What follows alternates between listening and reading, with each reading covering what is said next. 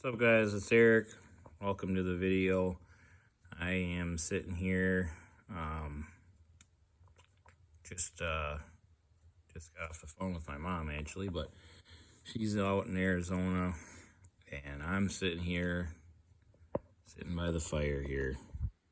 So, actually watching Erica Williams' video. If you've ever watched her show, but she's pretty sharp. I like her. So, anyways, I want to talk to you guys about, whoever's interested in listening about, basically how to get drivers, how to keep drivers, and it really goes beyond drivers, but it gets, how to have good people around you that are working with you and for you, and it's really important. And I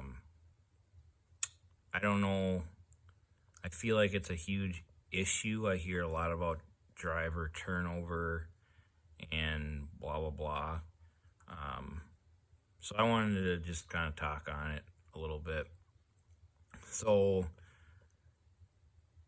I got my first driver because I got my first driver, and this is crazy, guys. Like, what's crazy is he's only been with me for 3 years. Okay, so like, I started with one truck in 2013, and from 2013, with 0 contacts, have basically gone from, like, I had something, but really nothing, and have really turned it into like an avalanche of revenue. Like, an avalanche of revenue, a legitimate, scalable business. Like, somebody would buy my business for a lot of money. Like, it's a business that I don't even want to sell. I wouldn't even want to sell it because I was just talking to my mom about it. I don't even do anything. Like, I drive because I like to drive, and I pay everybody to do everything. I pay everybody to do everything that I don't want to do or I'm not good at. So, and then I just stick with what I'm capable of doing, what I'm good at, which is I'm a people person. So that's a key to the driver thing that I'm going to tell you about. But so how I got my first driver was I was ready for my first driver. So what I mean by that is, if that's a goal of yours to have a driver, then you need to make a decision to either, when you find the right person, you need to get out of your truck. You need to be financially able to get out of your truck and let the person that wants to drive and is willing and ready to drive for you and is qualified to drive for you drive, while you go out and find another truck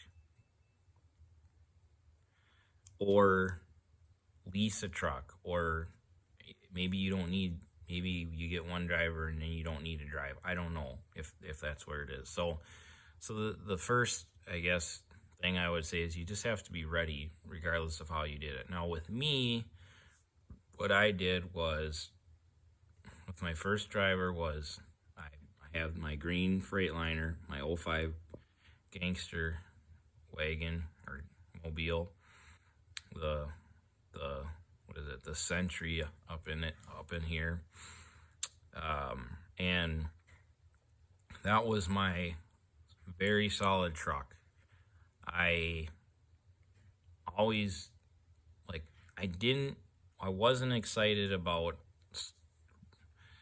spending the money on overhauling the engine and going into credit card debt to rebuild that engine, because I wanted to buy another trailer, but it was something that I had to do, hindsight, and I must have knew it when I did it, but it was something that I had to do to get where I wanted to go, even though I didn't know where I wanted to go.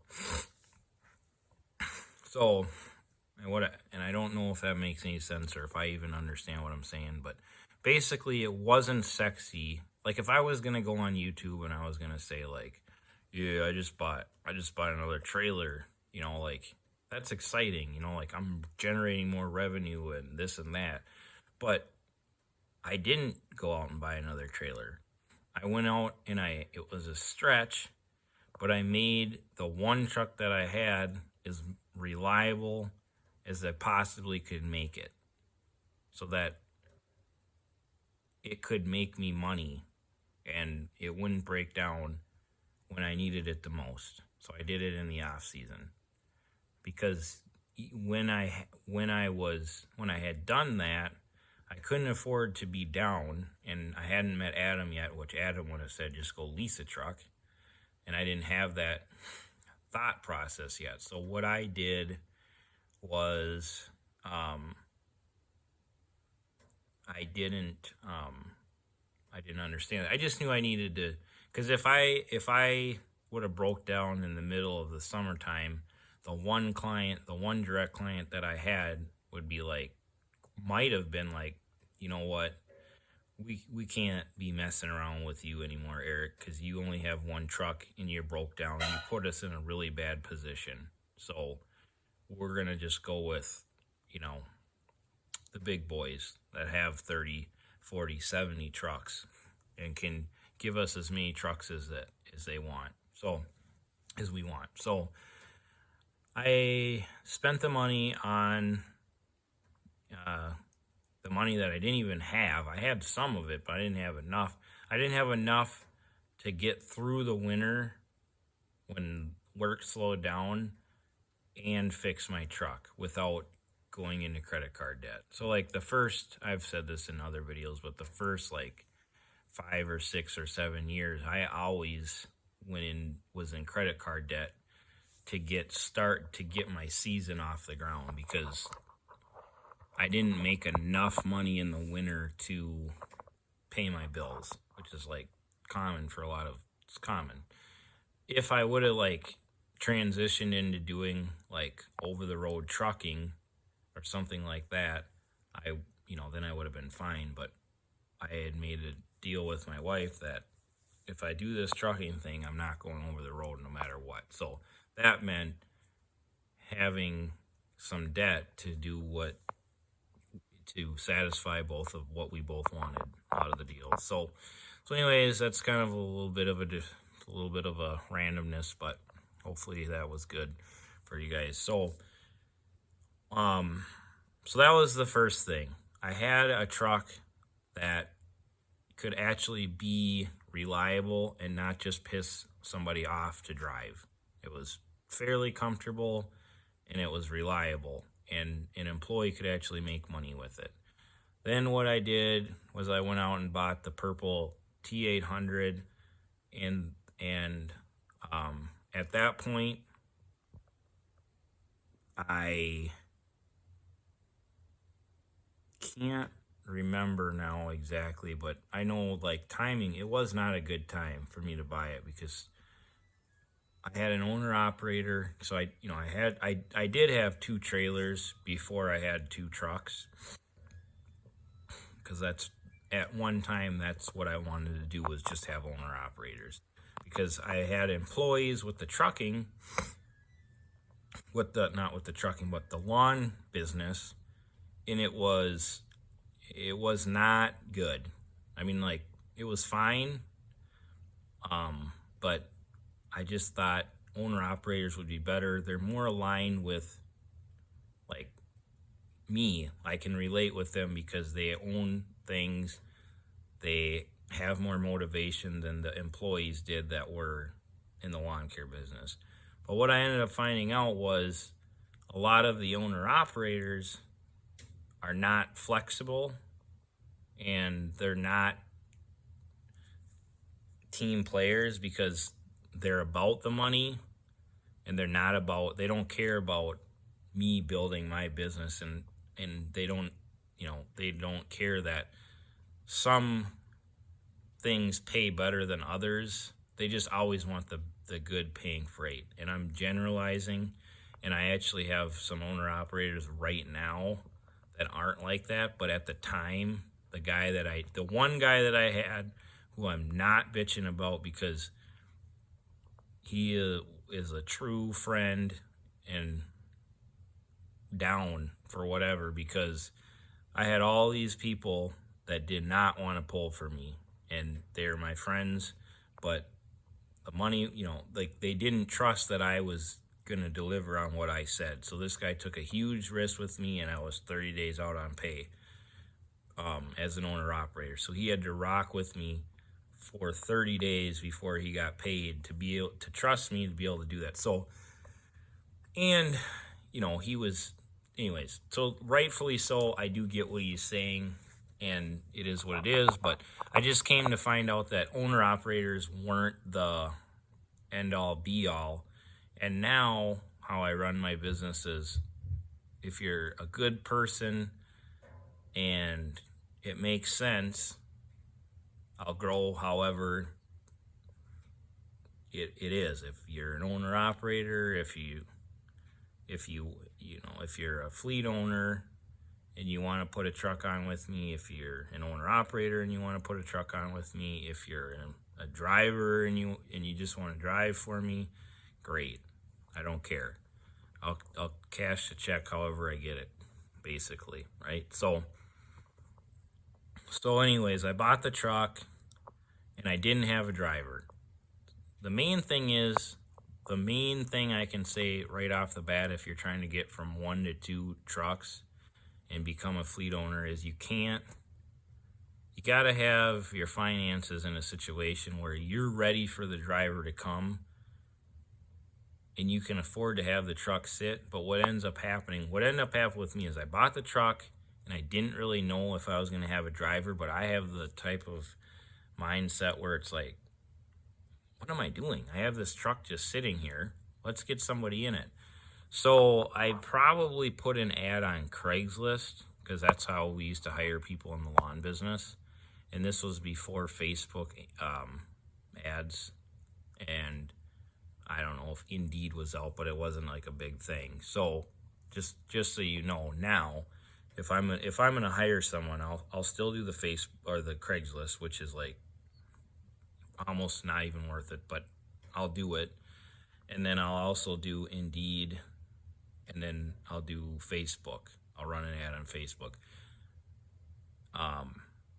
But anyways, back to I'm going to get into more of that, but what I want to basically say is that, so I had this truck sitting, and then that was the T800, which is a great truck. Really solid truck, really good truck, but it wasn't proven at the time, even though I did buy it from a friend, but it sat for about 6 months, and then, whatever. So I had my first guy that I ever hired drive my truck that was proven, and then I drove the crappier truck, which really it wasn't crappier. It's a very nice truck. So that's what I did. And then I gave him the priority over me. So like a lot of owner operators that have like 1 or 2 trucks, they have it backwards where like they don't understand that the driver, like you're working for the driver. So the driver needs to be happy because they are your business. If they're not happy, they're going to leave, and then it's going to be like this revolving door. Like you're the star driver, you got to keep making the money, and there's not enough work for the both of you or whatever. I don't know. In what I do, it's not like endless loads like you go on a load board. It's a little bit different. There's endless work, if you're willing to work for super cheap. But I don't know. I'm not going to get into that one in this video. So anyways, that's that. So that's like my first long tip for you guys. And then what I would say from there is, like, I just always, I'll be up front and I'll tell the drivers, I'll say, well, do you like that? Like, what are your thoughts on it? It doesn't matter because I have to put you where I have to put you. But so they understand that just because I'm asking, because another thing that I used to do is it's like some jobs, this is something I just learned, but not super recently, but more recently than not. So a lot of drivers aren't even worried about the money. So like I pay off percentage. Well, sometimes, a driver may make $300 a day. Sometimes a driver make $200 a day, and sometimes a driver make $400 a day. So I would always think that I got to give the guy or the driver, they want this $400 load. That's what they're going to take home. And I've come to find out that they're not worried about how much money they make. As long as it's a decent amount. Some guys are money motivated and that's what they want to do. Other guys are schedule orientated. So they want the same schedule. Other guys can't stand being on the same schedule. So like giving drivers what they want within reason and understand where they're coming from in the season of life that they're in. Whereas when I first started, it was like, well, everyone obviously wants the $400 load. No, they don't, and I could have been causing problems by shoving something down someone's throat when it would work out a lot better because, whatever, it just is what it is. So that's that. And then I guess what I would say after that is, if you want to keep on growing, then let's say you're at the point where you've got the 2 trucks. You drive one, you have a driver. At that point, the formula to success is basically get out of the truck. You already have one driver driving. I shouldn't say guy, but one driver creating revenue for you. And now you're going to have 2 drivers creating revenue for you. And then you go out and you purchase the 3rd truck and you drive it. And you do that formula until you come to find out that you don't need to drive anymore to make a good living. So that's kind of like the formula. And then how I actually got my first driver was I put all the ads out that I could, which is probably just Craigslist at the time, and I got no response. And then how I ended up getting the driver was I talked to everybody that I knew, and I knew a lot of people because I was in I'm a people person. So I'm out and I drivers, because I've been driving for 3 years as a driver. So obviously drivers are chatty Cathy. So that's what we do. We sit in our trucks and call people all day long. So I knew a lot of people. So then I just basically said, hey, I'm looking for a driver. And then I ended up talking to somebody that I got referred to somebody that was a friend of somebody else, and he was looking to get home every night because he was an over-the-road guy. And so that's how I got the first driver. The second driver,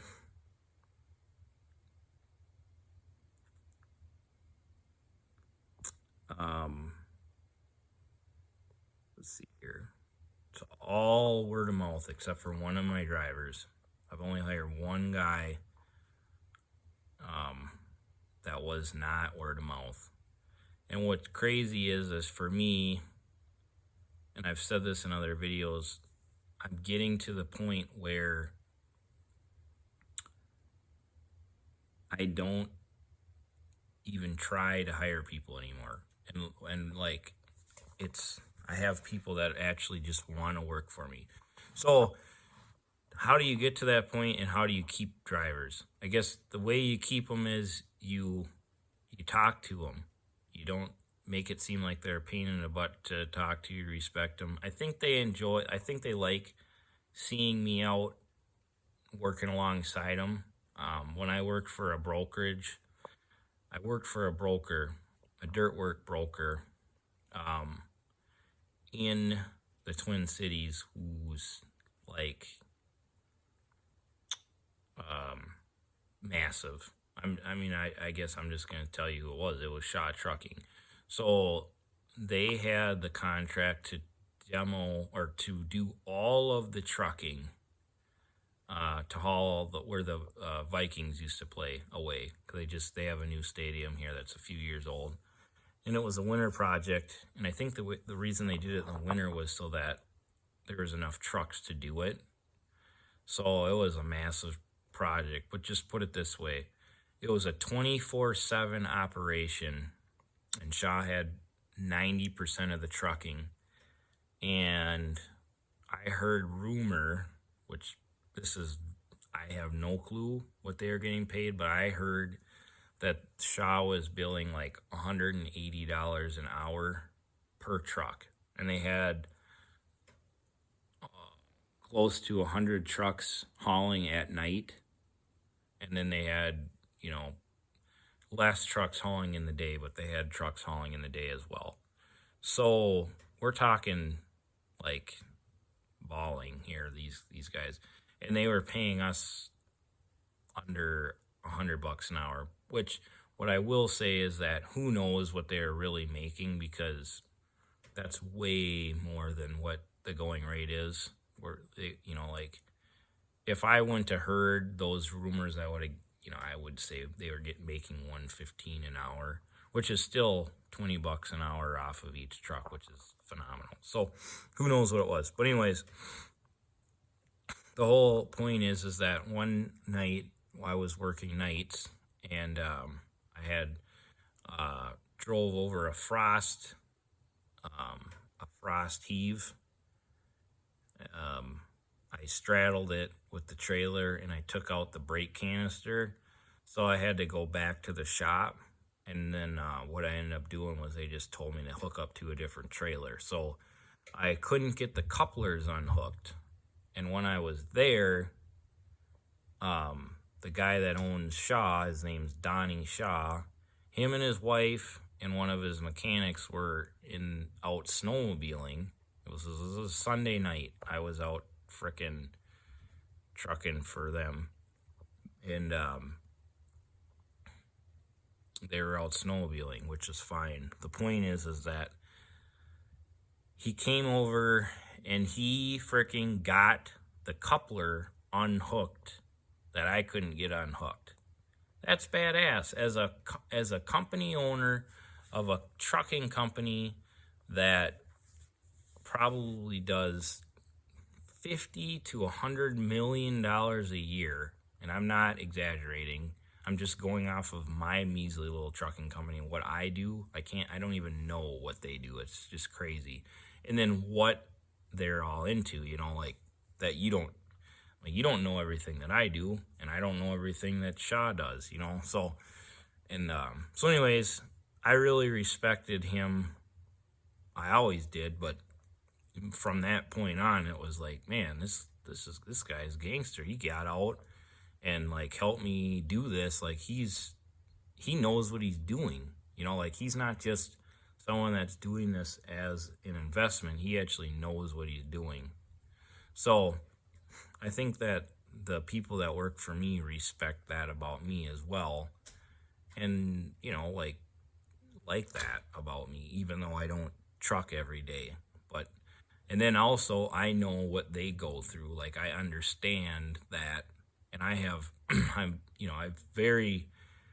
lots of gratitude and gratefulness and appreciation, and feel very blessed to be where I am. And I understand that came from a lot of hard work and sacrifice and taking the night shift because it was a 12-hour shift versus the day shift being an 8 on that job, and working, committing to working 6 days a week and blah blah blah.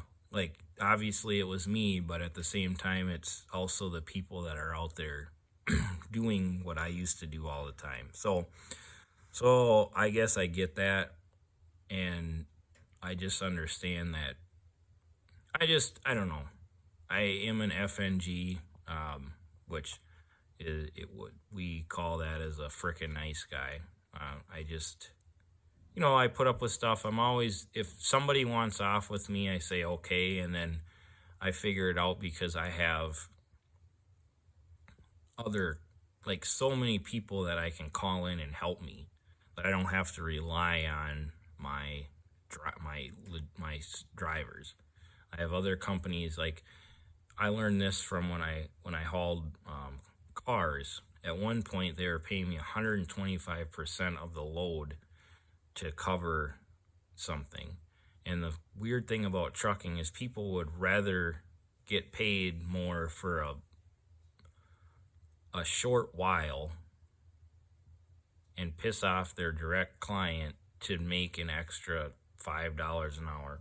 But you got to get to bed right away. It's my oldest. Parker, if you're watching this 20 years from now, get to bed. So anyways, they'd rather make a quick buck than build a legit strong business by not having wandering eyes. But I don't know, a lot of rambling, guys. But so I guess the keys, in my opinion, of getting drivers and keeping drivers are, first off, being ready when the opportunity arises. Just have decent, reliable equipment that's just not breaking down constantly. Always, at one time, I always asked, it's that, hey, do you know anybody that would be willing to drive for me, be interested in driving for me? I guess I would even say in sales, they always say have a unique selling proposition. That might even be something. My unique selling proposition was you can be local, But now, if I have somebody that wants to go over the road, which is some people do, it's like, oh, let's do that. Like, I'm okay. I'm fine with doing whatever somebody wants to do. You want to do this? Okay.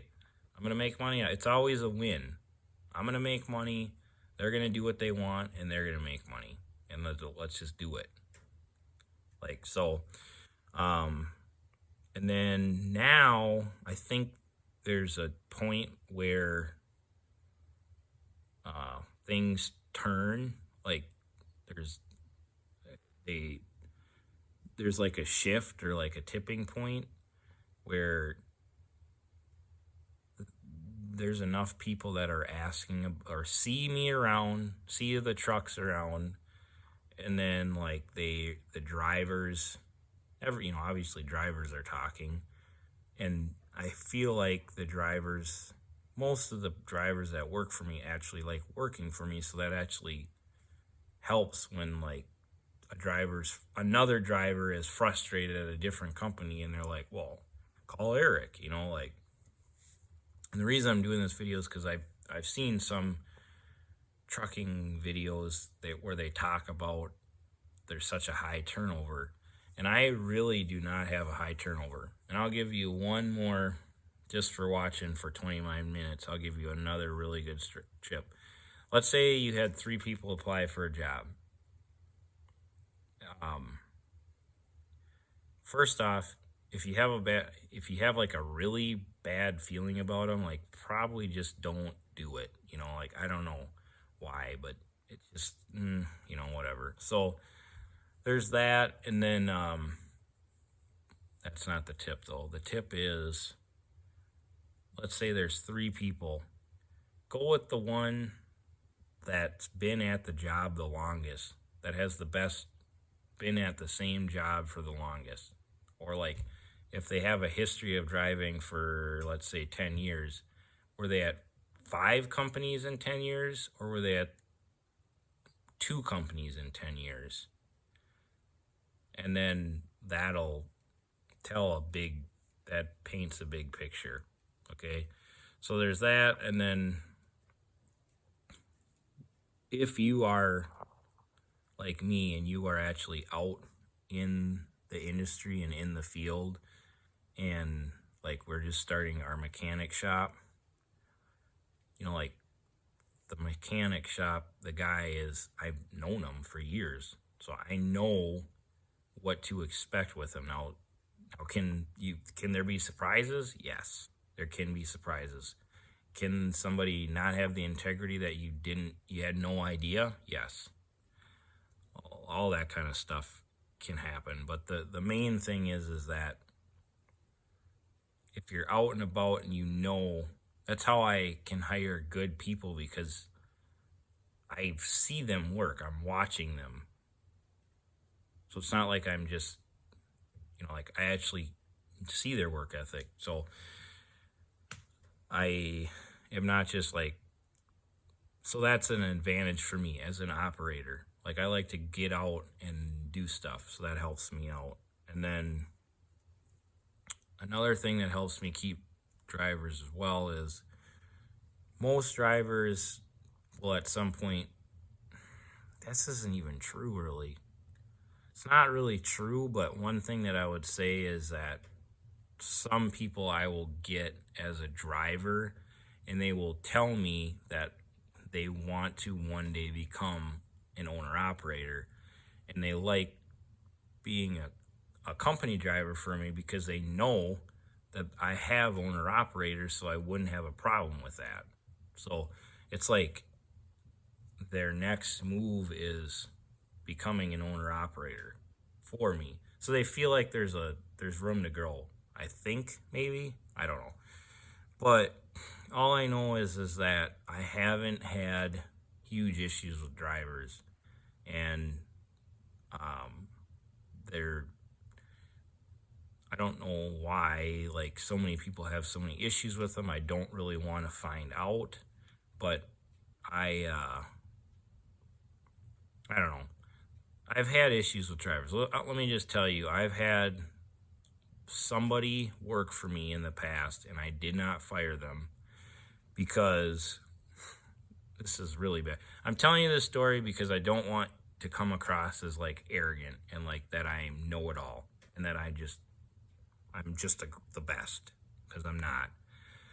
So I had a guy that worked for me that called in, I'm not exaggerating, for over a month. He called in every day. He didn't call in, he texted in. It was for over a month. 30 freaking days in a row. And every day, he would call me or he would text me. He said, hey, what are we doing tomorrow? What's the plan for tomorrow? And I would text him back. I honestly think that he honestly thought he was showing up, and then he just wouldn't show up. And for a while, I thought he was going to show up. And then, but the worst was when he would show up occasionally. So at the time when this was going on, I was still driving every day, but I wasn't actually. I was only driving when he called in. so I was driving every day. So what ended up happening was, I didn't ever buy another truck, but I think I was on truck number 5. So I was beginning to want to get fit and stuff, and not just be just an overweight truck driver that drove all the time and just never had time to do anything type of situation.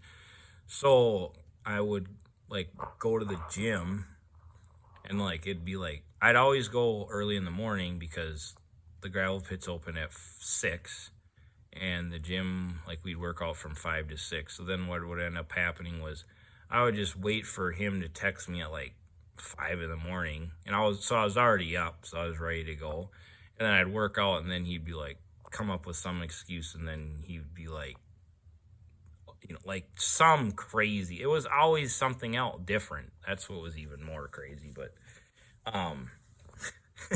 so then I would just be like, after like this was going on for a long time, I just, it wasn't, you just roll with it. So it'd be like, oh, I'll plan on going to work tomorrow, but if he shows up, it's a bonus.